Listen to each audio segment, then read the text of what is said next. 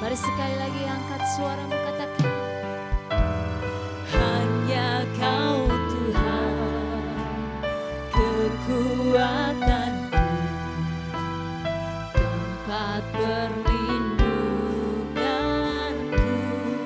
Hanya Kau Yesus, hanya Kau Yesus, keselamatanku, pengharapan.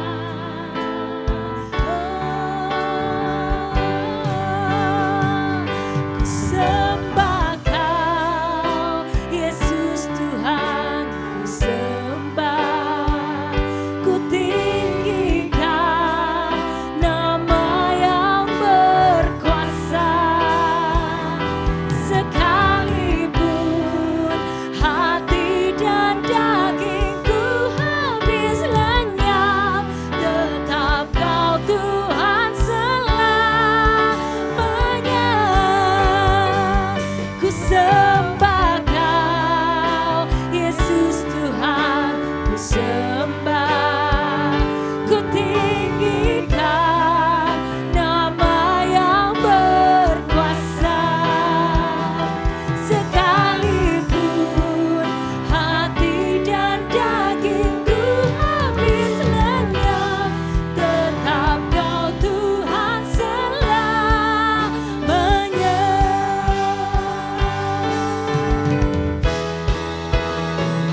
Ku sembah Kau, Yesus Tuhan, ku sembah.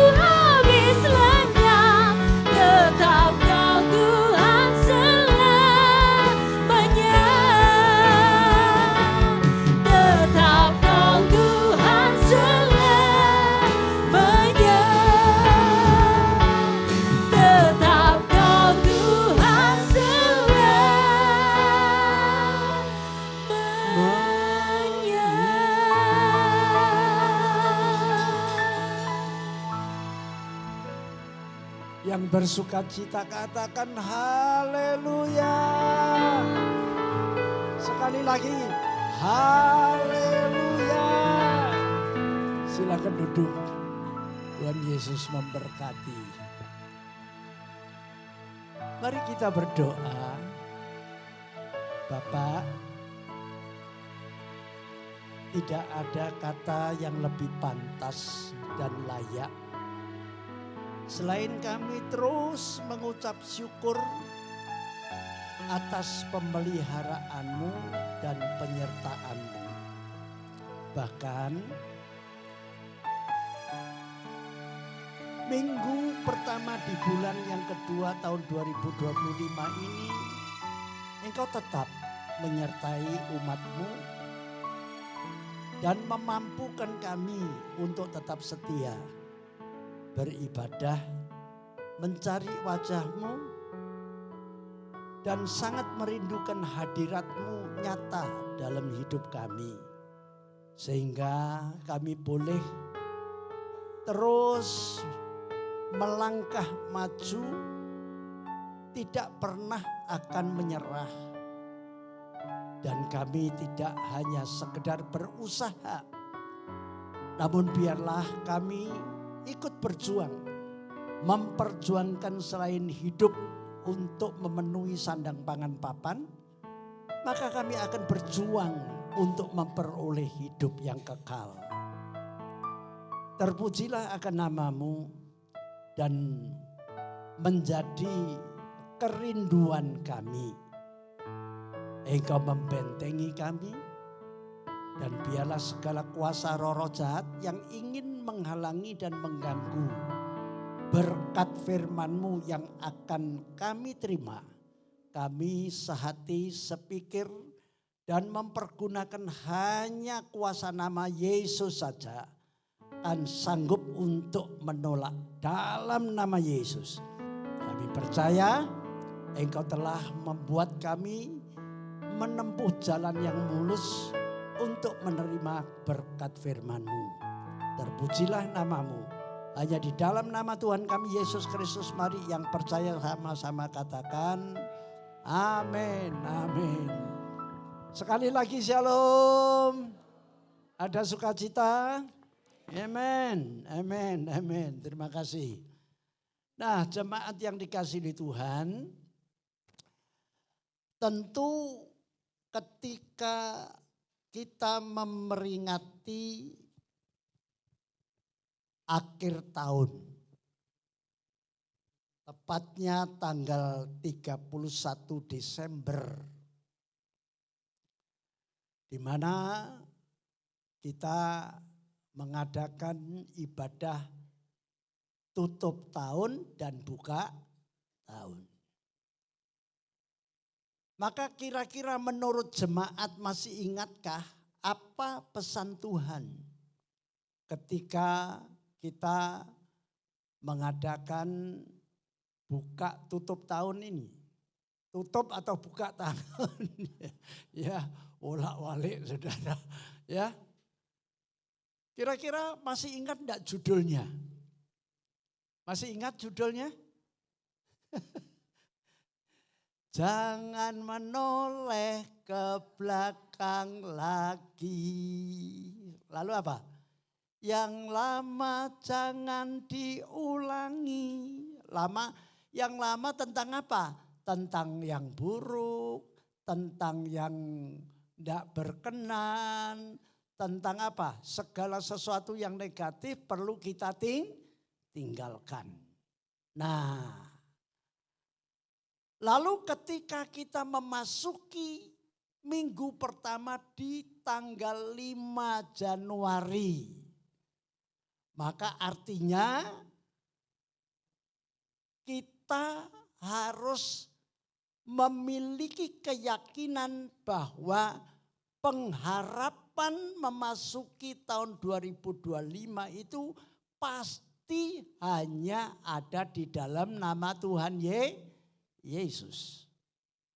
Ya, saya sengaja untuk mengulas kembali supaya kita ini tidak kehilangan makna di dalam setiap ibadah, khususnya ketika kita mengawali ibadah kita di tahun yang baru, baik minggu pertama Januari sampai sekarang ini minggu pertama masuk ke dalam bulan yang kedua. Nah, maka setelah kita ini meyakini membawa pengharapan yang pasti itu hanya ada di dalam Tuhan Yesus Kristus, maka artinya kita perlu mulai apa? Mulai membuka lembaran baru. Ya, Idong memberikan judul lembaran baru. Lembaran baru tentang Bani Asaf yang pernah melakukan, keluarga ini pernah menerima istilahnya konsekuensinya akibat pemberontakan akan siapa namanya siapa Bani apa? Bani Korah. Ya, Bani Korah. Nah, kalau kita perhatikan saudara di dalam Mazmur ada banyak ya yang ditulis oleh Bani Korah ini tentang apa? Tentang kebaikan Tuhan, kebesaran Tuhan. Kenapa mereka itu bisa tetap meyakini bahwa Tuhan itu baik.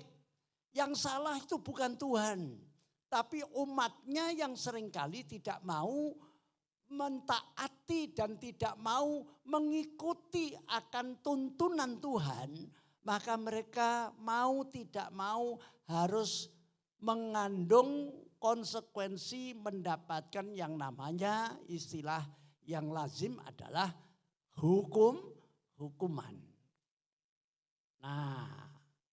Nah ketika di tanggal 12 Januari kita mulai membuka lembaran baru, maka tidak hanya sekedar kita membuka lembaran baru.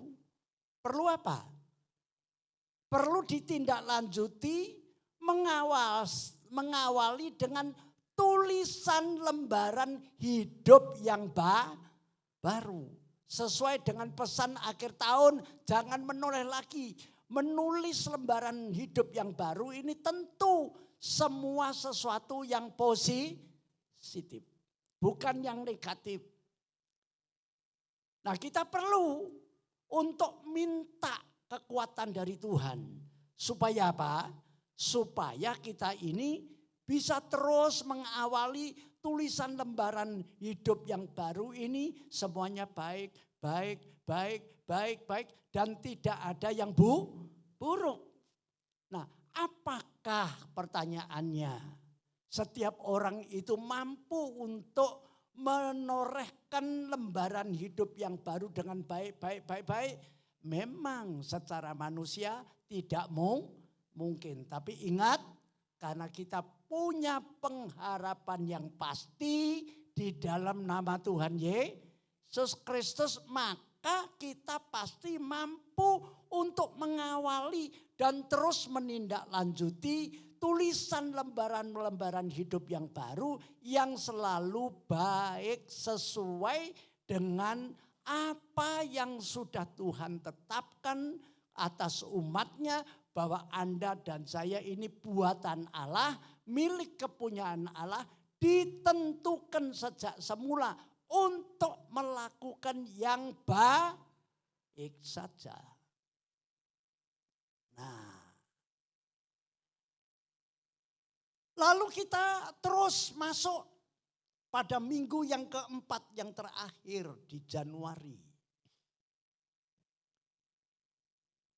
Di dalam kita mengawali tulisan lembaran baru itu tidak begitu saja mulus.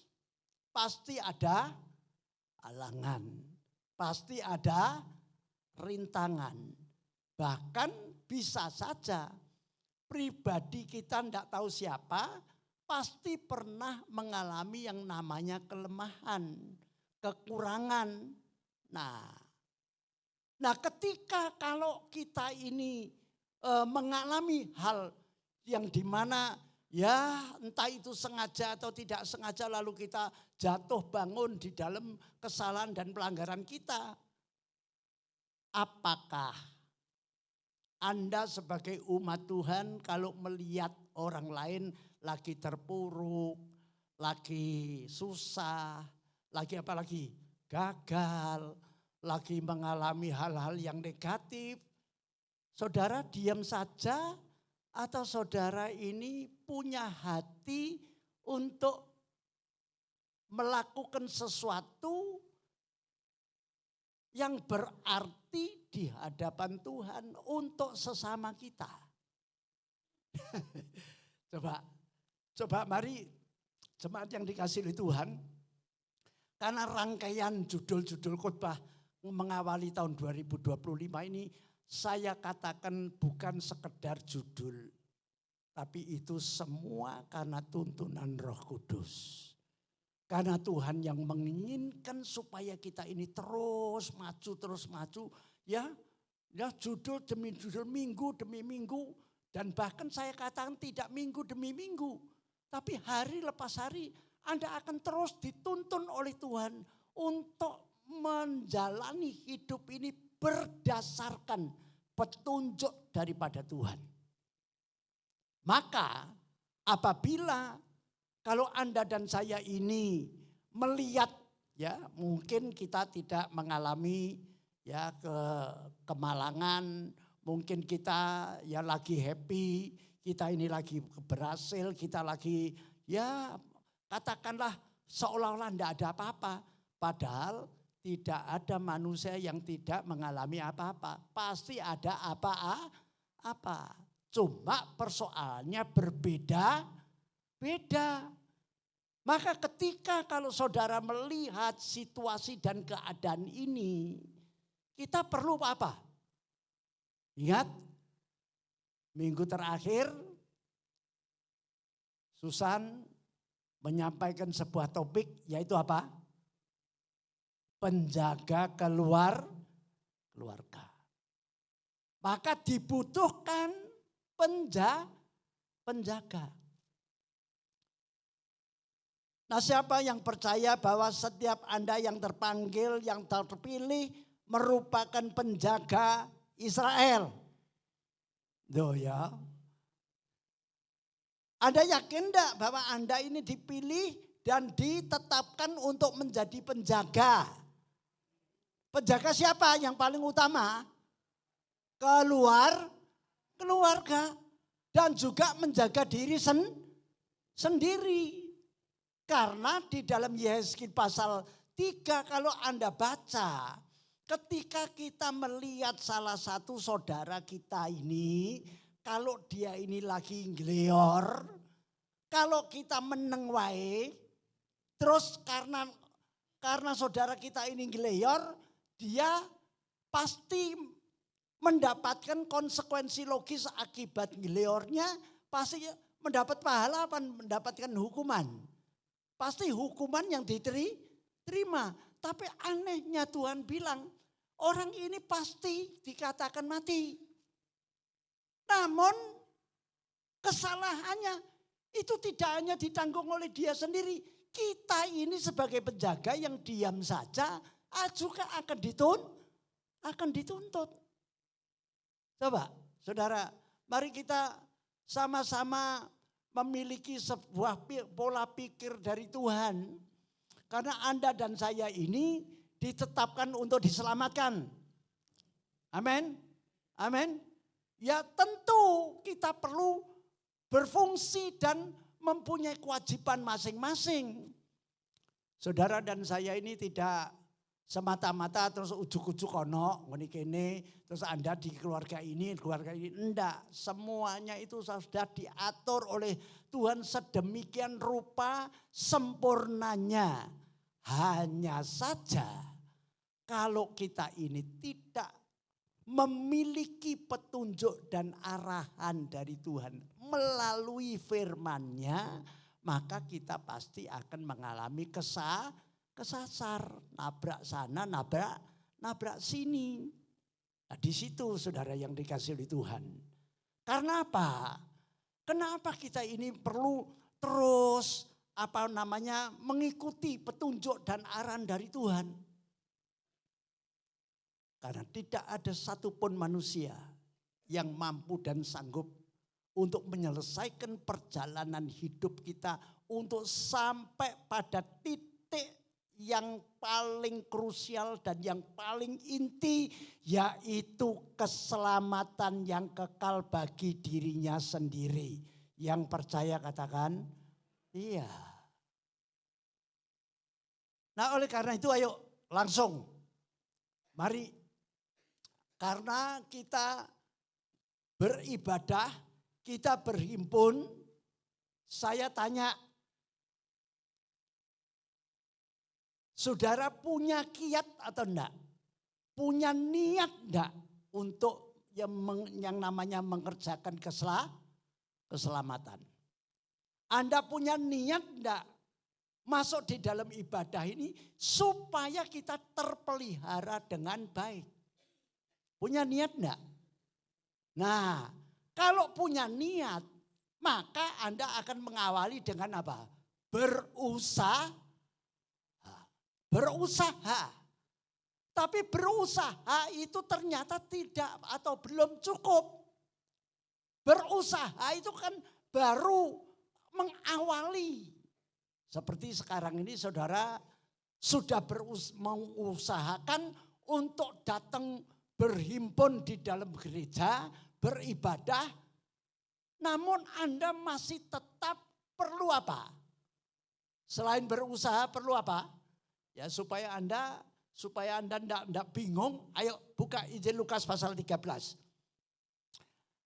Injil Lukas pasal 13 ayat 22 mulai. Ya. Mari kita baca. Saya harap setiap ibadah mulai tahun 2025 ini, Anda jangan gengsi, Anda jangan merasa malu, Anda jangan merasa kok nek dilokno menyek banter-banter, mbok ya biasa wae. Ndak, ibadah itu perlu yang luar biasa. Jangan biasa-biasa. Amen. Karena kita ini spesial, karena kita ini berharga. Maka kita ini jangan biasa-biasa, perlu yang luar biasa. Nah, jangan cuma mendapatkan berkat saja yang luar biasa, namanya masyhur. Tapi saudara ketika memperjuangkan di dalam ibadah, Anda perlu yang luar biasa. Amen. Ayo kita baca ayat 22 mulai. 2, 3.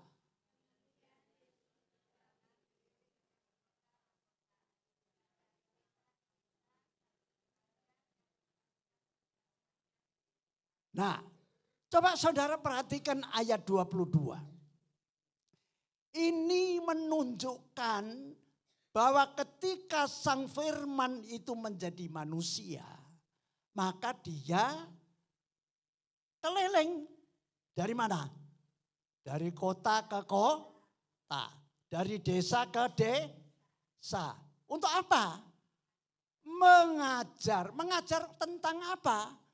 Ya mengajar tentang bagaimana saudara dan saya ini bisa hidup layak. Mengajar kita bagaimana selain kita hidup, kita ini perlu mengerjakan yang namanya keselamatan yang kekal. Sambil kita ini mempunyai tanggung jawab dan kewajiban atas keluarga kita. Jangan cuma kawin tok, manak tok, tapi tidak punya tanggung jawab dan kewajiban yang membawa mereka semua happy ending.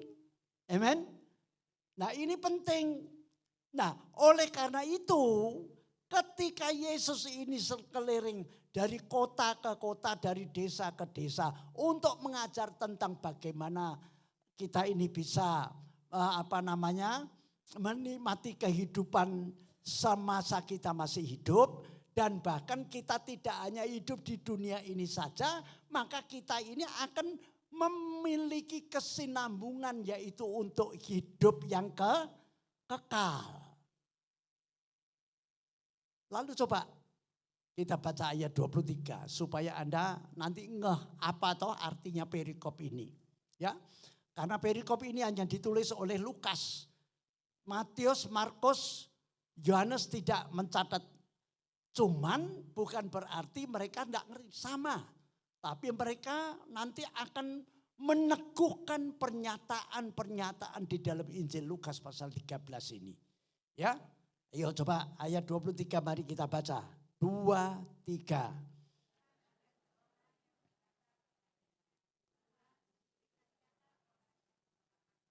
Loh ya, nah, coba Anda perhatikan. Wong ini ayat 22 ini menunjukkan Yesus itu keliling dari kota ke kota, lalu dari desa ke desa untuk mengajar, untuk memberikan pencerahan, bagaimana hidup, bagaimana Anda nanti akan bisa menyelesaikan tidak hanya hidup di dunia, tapi akan bisa menyelesaikan sampai pada puncaknya yaitu hidup yang kekal. Otomatis tidak sekedar begitu saja gampang ayat 22 ini menyatakan, tapi mempunyai arti. Coba Anda renungkan. Apa yang menjadi penyebab orang ini kok sampai tanya? Anda pernah enggak mikir? Kenapa dia kok tanya? Tanyanya juga sangat penting. Ini juga menjadi pertanyaan kita.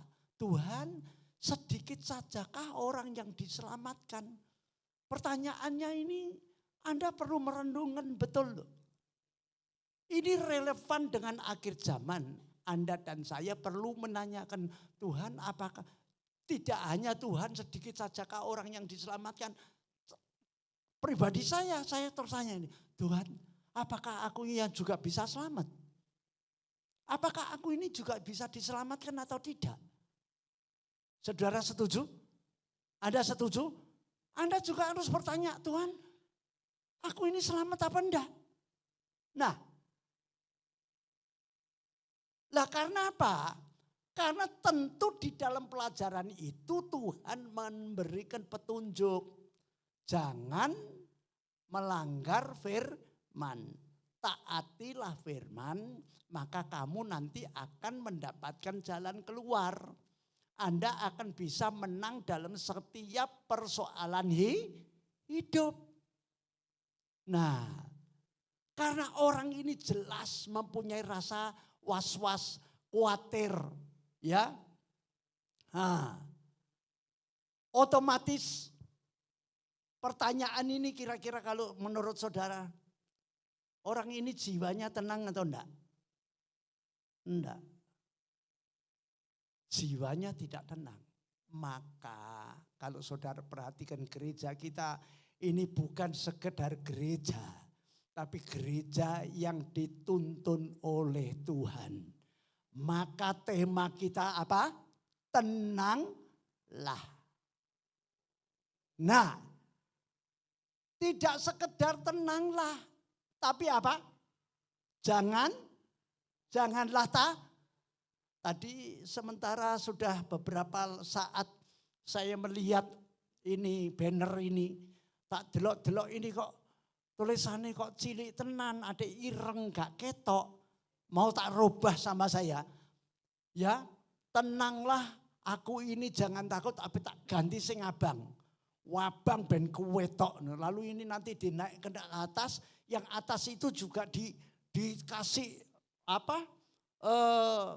Huruf yang kontras warnanya. Setuju Anda? Tapi kudu bayar.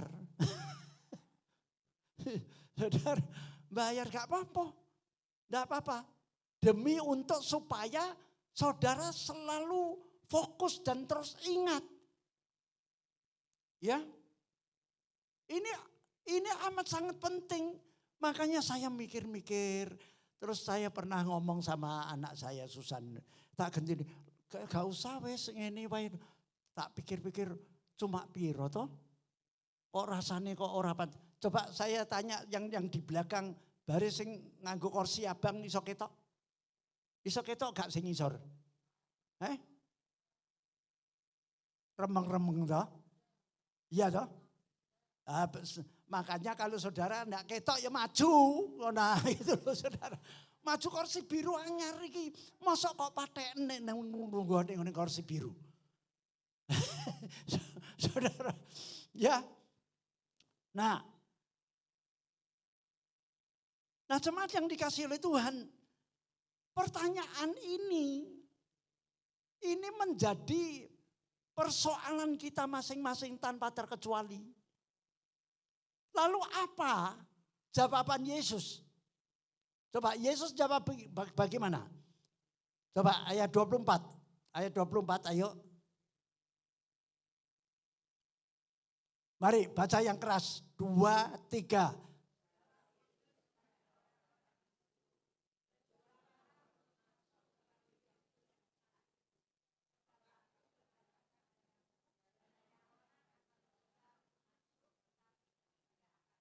Ya, sampai di sini dulu.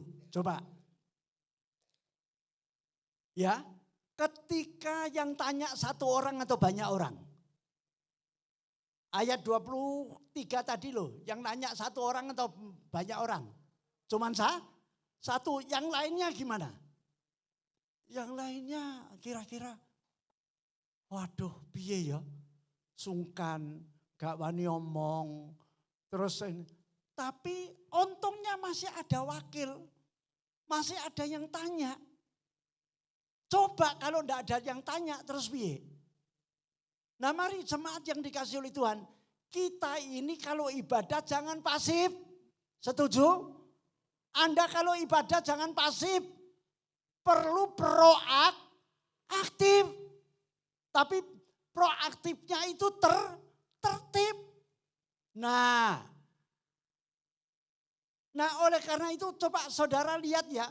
Apakah Yesus itu tidak tahu tentang keberadaan orang-orang yang mengikuti dia pada zaman itu. Ketika dia mengajar dari kota ke kota, dari desa ke desa. Coba saudara perhatikan ayat 24 ini. Jawab Yesus kepada siapa? Orang itu apa orang-orang? Nah artinya yang tanya satu orang tapi dijawab kepada semua orang. Nah ini saudara mesti nangkep, lihat ini. Lalu ketika Yesus itu menjawab kepada orang-orang, apa jawabannya? Berjuanglah untuk masuk melalui pintu yang sesak itu. Disuruh apa? Berjuang. Pertanyaan saya. Adakah seseorang itu berjuang atau meneng wae? Pasti berupaya bagaimana caranya, betul enggak? Ya, bertindak. Lalu apa? Pikirannya dipakai, lalu matanya dipasang, telinganya itu juga dipasang, lalu perasaannya pun juga ikut bekerja. Nah itu namanya berjuang. Nah kalau berjuang, memperjuangkan apa? Berjuang untuk melalui apa? Pintu yang sesak. Loh kok pintu yang sesak kok perlu kok berjuang? Nah ini merupakan sebuah gambaran. Bahwasanya nanti kalau saudara membaca selanjutnya, ya ayo ya kita pending dulu, berjuanglah untuk masuk melalui pintu yang sesak itu. Sebab apa? Yesus berkata kepadamu, banyak orang akan berusaha untuk masuk tetapi tidak akan dapat. Ya, saudara lihat, kenapa banyak orang akan berusaha untuk masuk tetapi tidak akan dapat? Karena mereka berhenti sampai berusaha namun tidak ditindaklanjuti dengan berjuang, tidak memperjuangkan. Nah orang yang memperjuangkan apa yang diusahakan itu adalah ya segenap kekuatannya. duwe apa wae ya dipertaruhkan untuk membuat apa yang diusahakan itu berhasil. Nah, disinilah letaknya. Coba sekarang mari kita lihat. Kita membuka Injil Matius pasal 7. Supaya seperti tadi yang saya katakan bahwa ini cuma dicatat oleh Lukas, namun bukan berarti yang 3 Injil itu lalu seolah-olah tidak ada hubungannya. Tetap 4 Injil sepenuh ini adalah pikiran, perasaan, petunjuk dan petuah dari Tuhan. Yang percaya katakan, ya. Tidak pernah bertabrakan satu dengan yang lain. Bahkan melengkapi.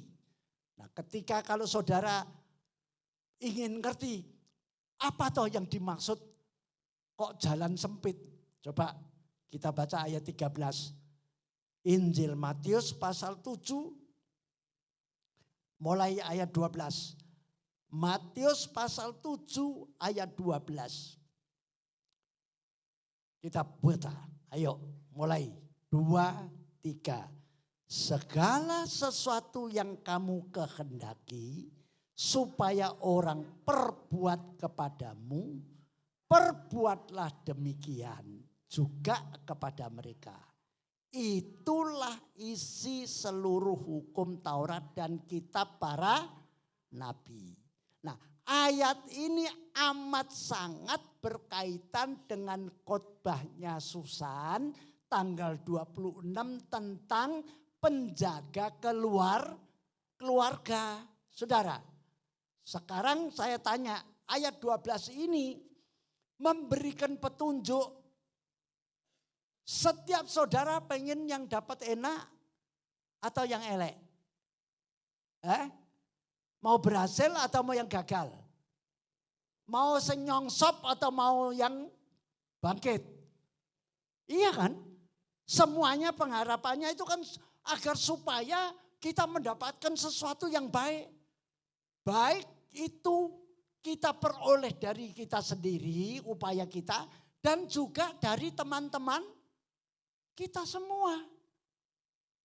Nah, kalau kita ingin, nah ini coba saudara perhatikan baik-baik. Kalau saudara ingin mendapatkan apa yang Anda harapkan, maka Anda juga perlu tidak boleh egois, tidak boleh mementingkan diri sendiri. Kalau engkau ingin mendapatkan segala sesuatu yang kita harapkan, baik dari Tuhan maupun dari orang lain, maka Tuhan bilang apa? Perbuatlah demikian juga kepada mereka. Anda mengharapkan mereka supaya bisa berbuat kepada kita baik. Maka sebelum mereka itu berbuat kepada kita, kita pun juga harus melakukan sesuai dengan apa yang kita harapkan untuk kita berikan kepada mereka. Jadi artinya ini sebuah pelajaran, tidak sekedar minta tapi Anda juga ikut bisa memberi. Oleh karena itu firman Tuhan katakan lebih berbahagia sing ngene apa sing ngene? Lebih berbahagia yang memberi apa yang meminta? Yang memberi kan? Nah coba konsep ini sampai diberi harga. Itulah isi seluruh hukum Taurat dan kitab para nabi. Mari kita memasuki awal tahun 2025 ini perlu memiliki hikmat pencerahan dari Tuhan yang brilian. Saya ingin supaya saudara itu ketika menangkap kebenaran ini, Anda harus mengalami secara pribadi. Mengalami secara pribadi bagaimana karya Tuhan ketika Anda melakukan firman-Nya.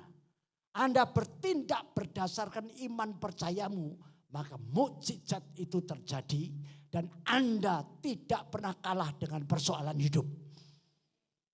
Itu yang dimaksud. Nah, baru ayat 13. Pasal 7 ayat 13. Mari kita temukan maknanya apa yang diungkapkan oleh Lukas pasal 13 itu dengan di-compare dengan Matius pasal 7 ayat 13 ini. Ayo. Mari kita baca. 2, 3. Masuklah melalui pintu yang sesak itu.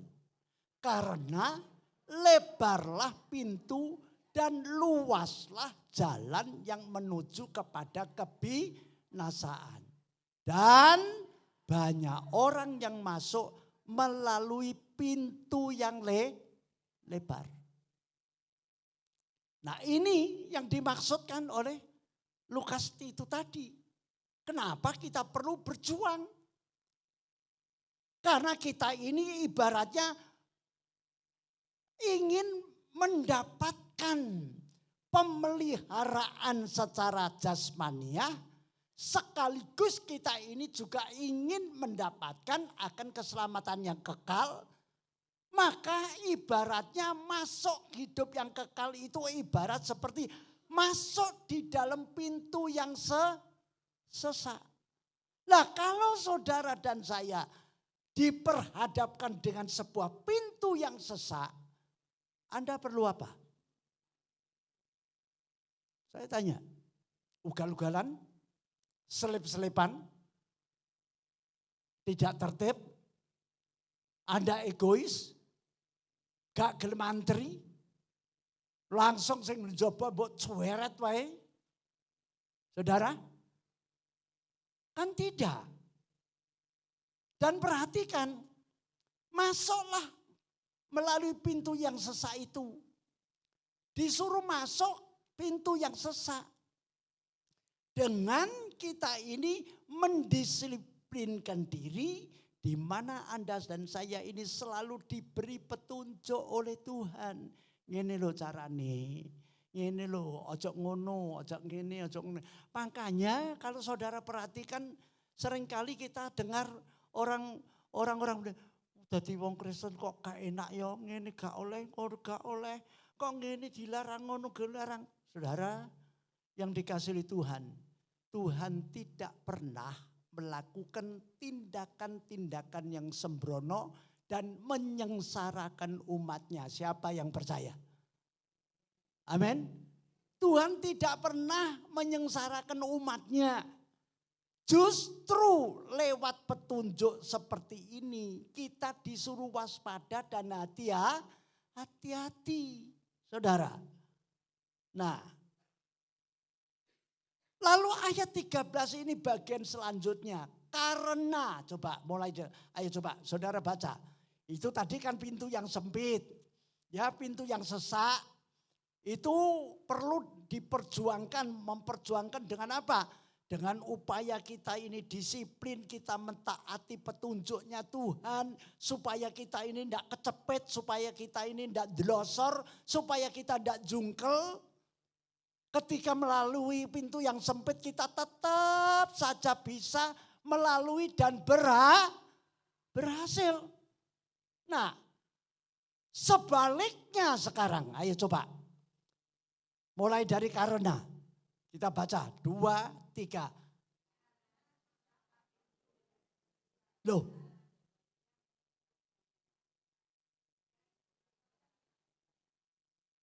Ayat 13 tadi. Karena lebarlah pintu dan luaslah jalan yang menuju kepada kebinasaan.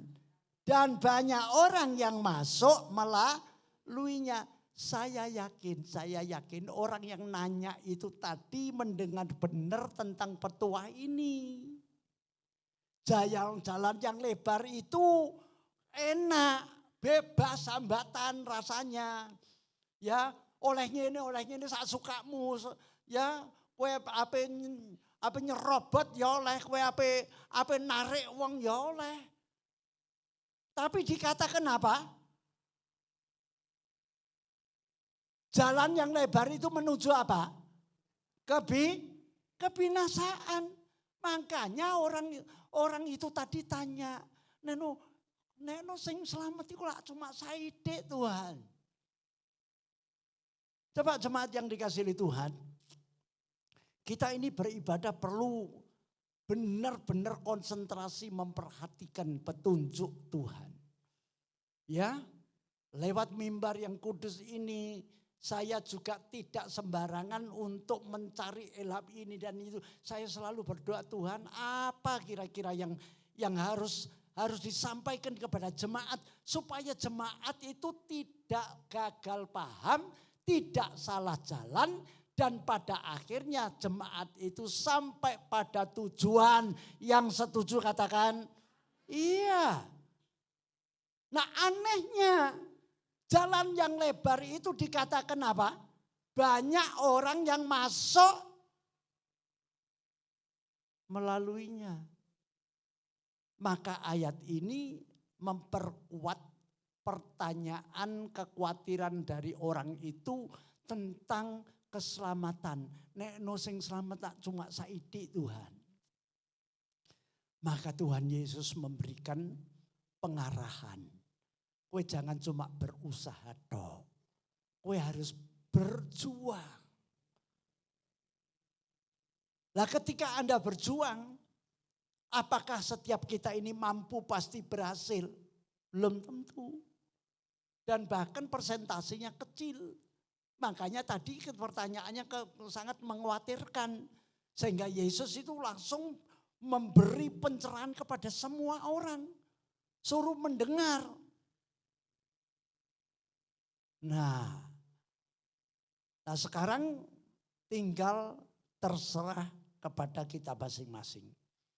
Anda mau pintu yang sesak tapi selamat, atau Anda mau pintu yang lebar tapi ujungnya adalah maut.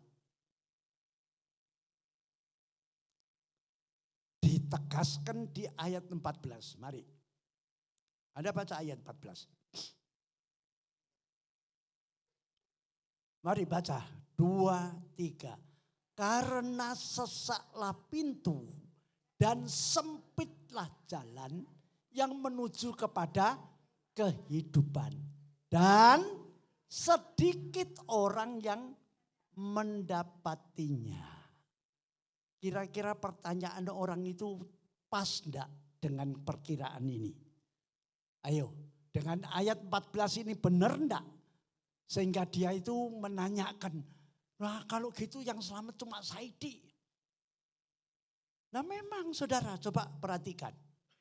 Tapi percayalah, meskipun katakanlah angel, enggak ada yang namanya keselamatan itu gampang, itu enggak ada kok serta-merta simsalabim terus moro-moro kok enggak. Memang perlu selain berusaha dan juga harus berjuang, enggak apa-apa. Tapi Tuhan selalu menopang, Tuhan selalu menolong. Nah itu keyakinan kita. Karena apa? Karena kita ini dikatakan umat buatan Allah, kita ini umat kesayangannya, kita bahkan sampai kalau secara organ tubuh di bagian apa? Kita bagaikan biji mata Tuhan. Kalau saudara hidup, Anda lagi melek. Nah, sekarang ini musimnya lagi apa? Kalau musim hujan ini akeh apa? Akeh merutu. Ayo, laron merutu, macam-macam. Kalau saudara coba cetelek saya dino. Coba kira-kira Anda refleksnya. Waduh, nemen ya toh. Begitu langsung diucek tuh, dipekno berwater, dikombang supaya keluar. Kan sangat penting biji mata ini. Merupakan salah satu komponen organ tubuh yang penting adalah mata. Ya. Makanya ada banyak orang bagaimana supaya matanya tajam. Ngombe daun Nah. Saya kadang-kadang mikir ya Tuhan, kok akhir-akhir ini ya kita ini bisa menemukan ternyata daun kelor itu khasiatnya luar biasa. Bisa membuat matanya kinclong, bisa menambah imun daya tahan kita luar biasa. Vitaminnya itu macam-macam, sangat limpah. Ayo, lah kenapa saya harus menyediakan katiran sampai wanti-wanti, kudu mbok gawe. Sekarang terserah saudara. Ada percaya, silakan Anda minum. Tidak percaya, ya tidak apa-apa. Sebetulnya sama dengan ketika firman Tuhan itu ditawarkan kepada saudara. Anda naik ini, Anda selamat. Anda naik ini, Anda ya jungkel. Ya terserah mau milih yang mana. Nah jemaat yang dikasihi oleh Tuhan, mari hari-hari ini tidak ada yang namanya manusia itu seperti Superman. Kebal ini, kebal itu tidak ada. Mau tidak mau kita ini harus istilah saya cancut taliwon. Wondo. Kalau kita tidak mendisiplinkan diri. Kalau kita ini tidak meyakini dan tidak mempercayai akan firman Tuhan, maka saya khawatir, saya sangat khawatir. Makanya menjadi doa saya agar supaya jemaat yang Tuhan serahkan untuk digembalakan di tempat ini tidak ada satupun yang tertinggal. Semuanya diselamatkan. Amin. Amin. Nah, setelah kita ngerti tentang hal itu, maka kita lanjutkan dalam Injil Matius pasal 7 ayat 24 sampai 27. Kita perlu apa? Nah, yang namanya berjuang itu pasti diawali dengan mempersiapkan segala sesuatu dari pondasi. Amin. Memperjuangkan segala sesuatu perlu mengawali, tidak usah takut dengan awal. Tidak apa-apa, awal kelihatannya kayak tidak ada apa-apanya. Tapi kalau kita mengawali seperti pesan di dalam tahun baru minggu yang kedua, mulai lembaran baru. Kita perlu menuliskan lembaran yang baru. Amen. Diawali. Maka ini juga berbicara yang saya kaitkan dengan Anda perlu membangun pondasi yang kuat dan kokoh. Jangan cuma memperhatikan manusia jasmani saja. Mari kita baca ayat 24. 2, 3. Setiap orang yang mendengar perkataanku ini dan melakukannya, ia sama dengan orang yang bijaksana yang mendirikan rumahnya di atas batu. Anda perhatikan. Awal kata setiap orang. Sama dengan tadi Yesus menyatakan kepada semua orang. Yang tanya satu orang. Dijawab kepada semua orang. Sama. Sekarang ini dikatakan kamu harus membangun rumahmu. Itu setiap orang. Bukan satu dua, enggak. Setiap orang. Artinya kalau di jemaat ini ada 100, berarti siapa? 100 orang semua. Awal kata setiap orang yang mendengar perkataanku ini dan melakukannya. Selain mendengar, harus juga setelah mendengar, melakukan berdasarkan apa yang kita dengar. Maka kalau kita ini setelah mendengar dan melakukan sesuai dengan apa yang kita dengar, maka kita ini dikatakan identik, ia sama dengan orang yang apa? Bijaksana. Saya tidak bosan-bosan untuk mengingatkan kepada saudara. Bijaksana ini merupakan sebuah level tingkatan hasil Anda bergaul dengan Tuhan.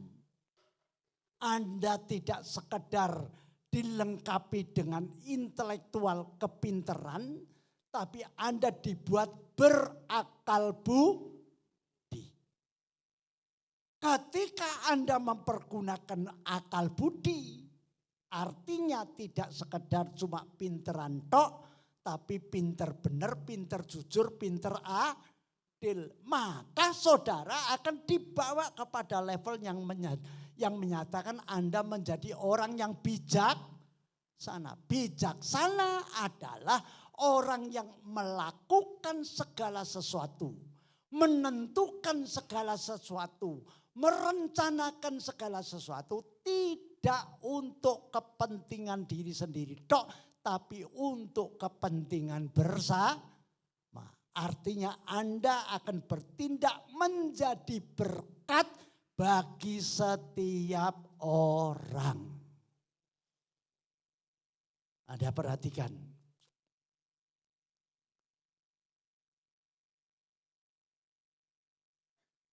Oleh karena itu kalau kita mau bijaksana, Anda perlu apa? Mendengar firman dan melakukan firman. Lah apa gunanya?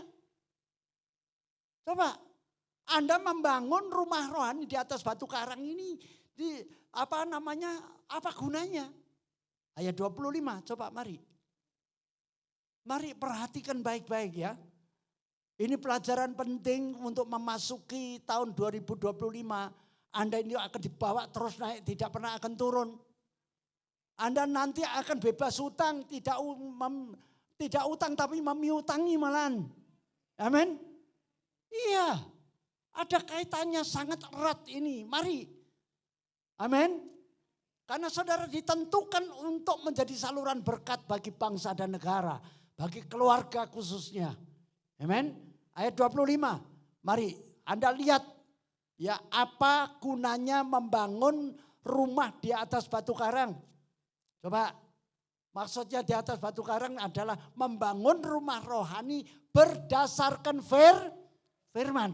Ayat 25. Mari kita baca 2, 3. Kemudian turunlah hujan dan datanglah banjir. Lalu angin melanda rumah itu. Tetapi rumah itu tidak roboh sebab didirikan di atas batu. Anda perhatikan. Gunanya membangun rumah rohani di atas firman Tuhan adalah Anda akan mempunyai daya tahan. Daya tahannya tentang apa? Bukankah sekarang ini kita ini diperhadapkan dengan ekonomi yang sulit? Diperhadapkan dengan manusia yang belum tentu bisa ingat budi. Belum tentu Anda itu menolong orang lain terus lalu orang lain itu berterima kasih. Belum tentu. Tapi apakah saudara harus kecewa dan Anda harus bersungut-sungut lalu Anda menjauhi satu dengan yang lainnya? No, tidak. Anda dijadikan penjaga Israel. Ingat.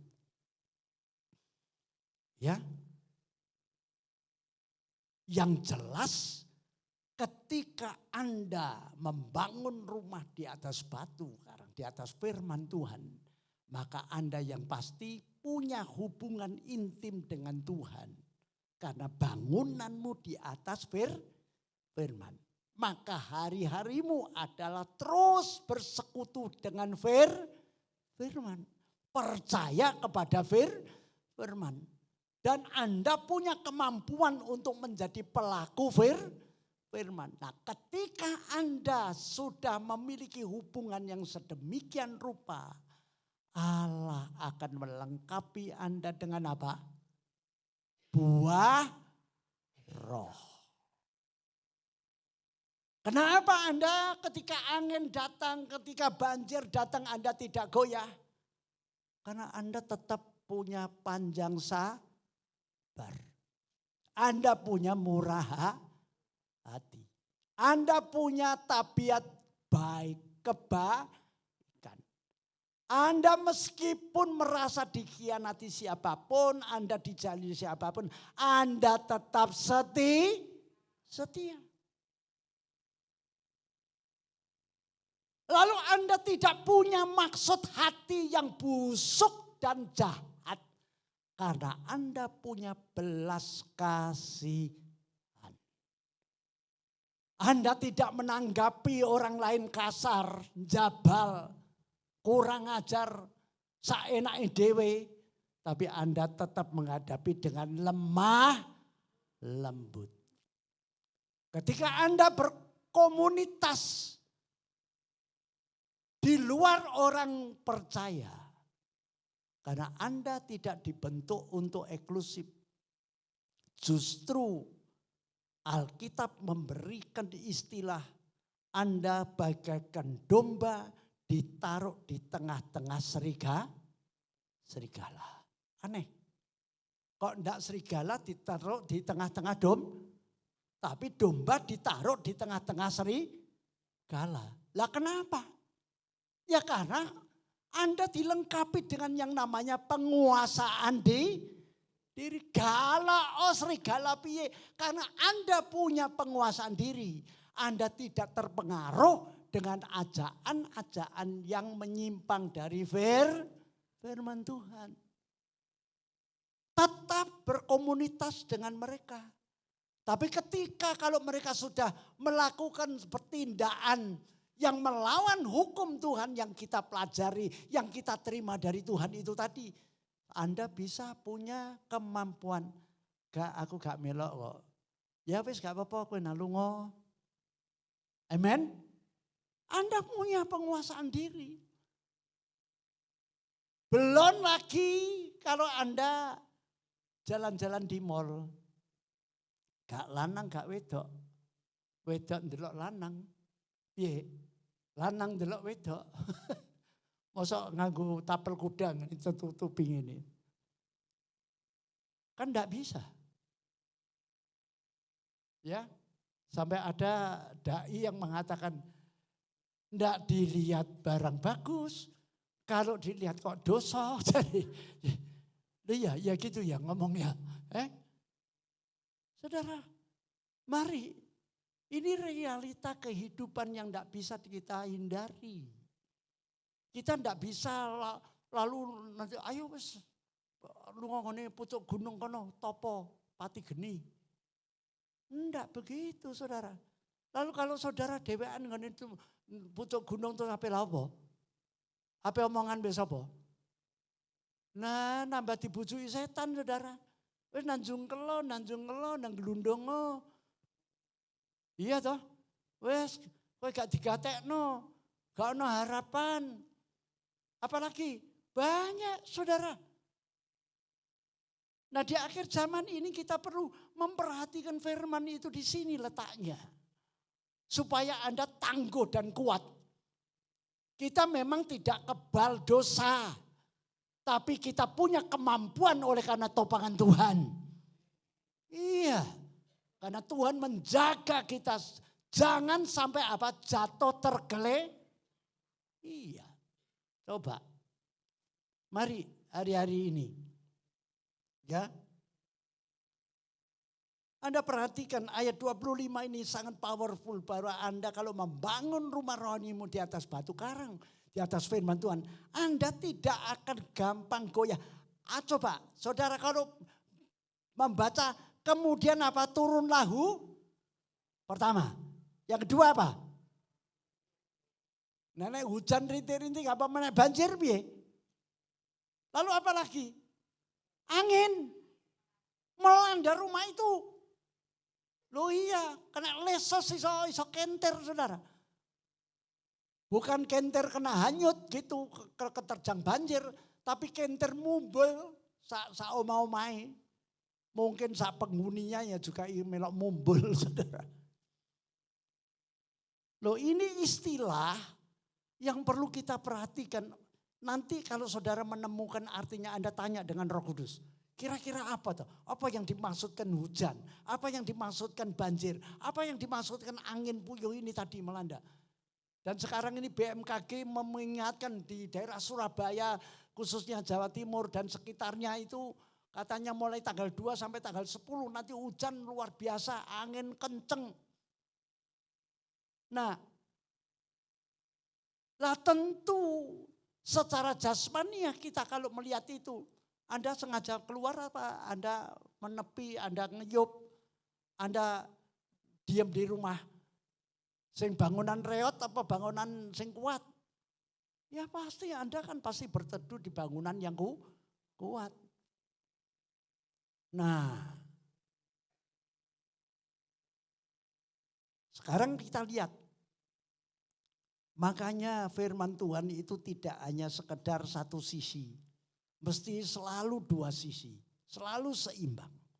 Memberikan petuah, memberikan petunjuk, memberikan pelajaran selalu seimbang. Supaya apa? Supaya Anda sendiri akan sadar kembali kepada kodrat yang Tuhan ciptakan atas kita. Anda tidak pernah dikekang.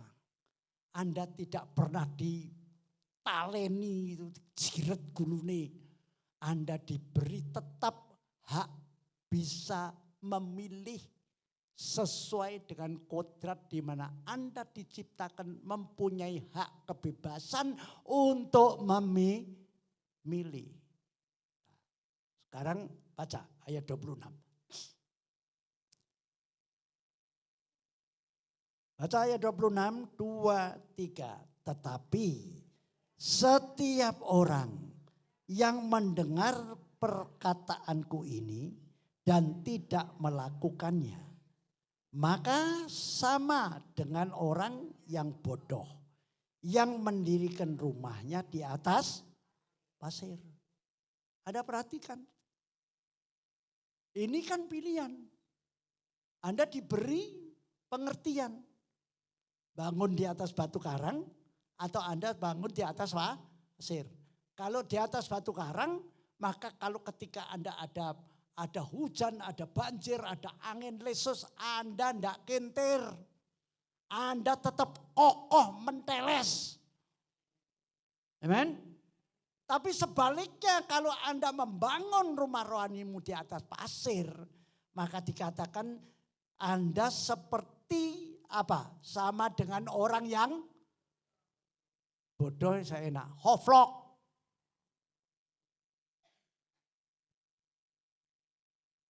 Ya, masih ingat Bapak Betani, bukan goblok, hoflok. Hoflok ki sak ndure goblok. Saudara. Ya, nek bodoh nek saya gampang bisa diajar, nek hoflok itu repot, Saudara. Nek hoflok itu repot. Kandhane aja hoflok. Ya. Nek bodoh gak apa-apa, tapi aja hoflok, nek hoflok itu repot, Saudara. Angel tenan tuh turunane nek hoflok.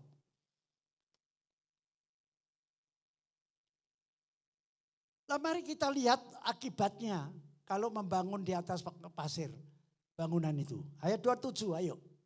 2, 3. Kemudian turunlah hujan dan datanglah banjir, lalu angin melanda rumah itu. Sehingga apa? Rubuhlah rumah itu dan hebatlah kerusakannya. Anda perhatikan baik-baik.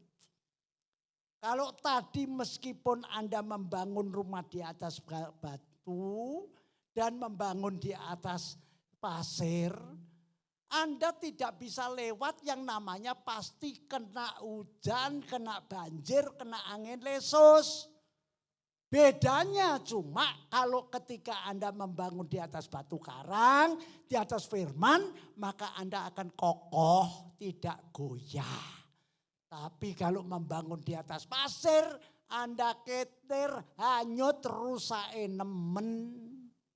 Nah sekarang setelah kita mendengar firman Tuhan ini, apa yang harus Anda putuskan? Kembali kepada masing-masing pribadi kita. Anda mau menuruti karepmu dewe atau Anda mau menuruti pencipta kita? Waduh Lita, amin. Luar biasa. Artinya nek amin iku piye? Ya wis hop. Ora terus neh. Somben neh. Mbah minggu kepiro? Jadwalnya ndak tahu ketiga atau keempat saya. Pemain musik. Seneng tau nek wis bar. Ya. Harapan saya tidak lain supaya jemaat benar-benar mentaati firman. Dan minta supaya Tuhan memberikan kemampuan kepada kita. Tidak usah Anda punya sesuatu yang muluk-muluk. Wah aku gak ngene, aku gak enggak. Wes jalani hidup sesuai dengan panggilan kita masing-masing. Ya, Anda kalau ditetapkan pinter masak, Anda aja buka bengkel. Seje, masak mbek bengkel dewe. Anda ditetapkan jadi tukang masak bengkel, ya bujat kabeh. Dan sebaliknya, tukang bengkel suruh masak, ya morat-marit, ngalor gak ngidul gak. Ya, sampai ada istilah apa? Apa duduhe kaya uyah. Amen. Iya, tekunilah masing-masing sesuai dengan profesi panggilan kita masing-masing. Namun saling apa? Melengkapi. Tuhan memberkati firman-Nya.